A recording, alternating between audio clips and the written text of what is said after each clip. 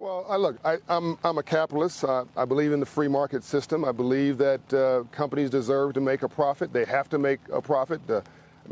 Shimon Peres, God rest his soul, once told me, even if you want to distribute money like a socialist, you have to first collect it like a capitalist. He was talking about my work and how he wanted me to be encouraged to make sure that people understood that to support free enterprise from the bottom up. That said, I think that all things in balance probably makes sense. Drugs that are prescribed are in balance. Alcohol, in balance, will lower your blood pressure. Alcohol, too much of it gets you drunk.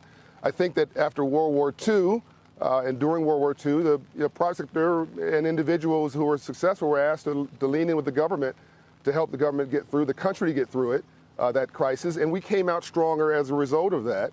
I think we're, as you heard me say before, Joe, we're at war right now. We're at war with, unfortunately, it's a bit of a cultural war, a cultural civil war, which we're going to get through. We have nations that want to be us outside of this country. They're at war with us, and they're united. We're not. We're arguing with each other over silly stuff, and we do need to be united. Does that mean that companies should lose money? No, it does not. But I think there's a big difference between losing money and an overabundance of profitability. What each company could do, this is America, is up to them. But I do believe this is a time for us to realize we are better together.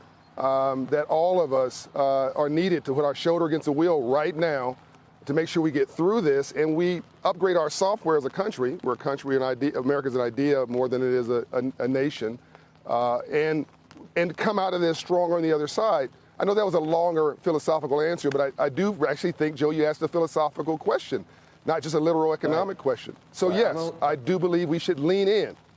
I'm going to let Kevin answer that.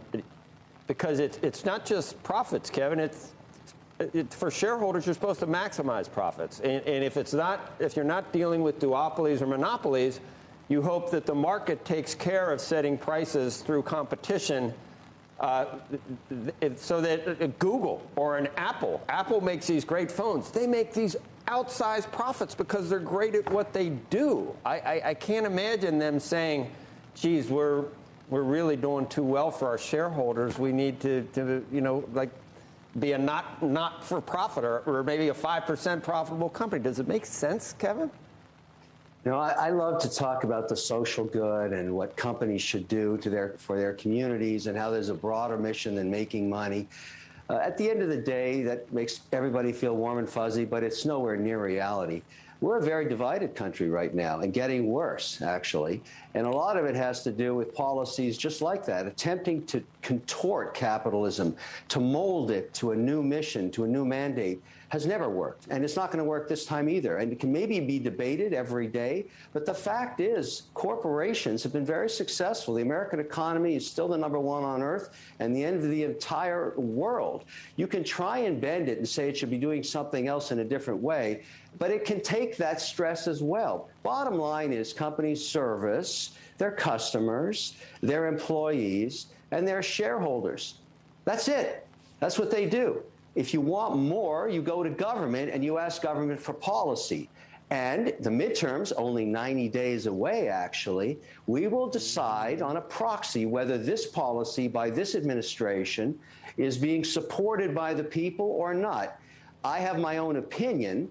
I think it's going to be a brutal midterm. Every incumbent loses seats. This is going to be a force of nature that's going to happen, I believe, and it will show you that we bent our attempt to change capitalism too far, and it's going to be straightened out at the midterm. And that is how America works, like it or not. It's a good thing. It's a good thing. Yeah, John. Joe, that's just knock it off. Like, that's just, I love you, Kevin. By the way, happy birthday week. It's just not true. Like the Business Roundtable, not some socialist group, not some nutcase group. The Business Roundtable, the biggest companies in the world, not just in America, said that the future of companies is not just financial profit. Go check it out for yourself. This was before the pandemic. They broadened the perspective of what shareholder value is and company success is. That's been going on for a while and has been done by hard-nosed capitalists.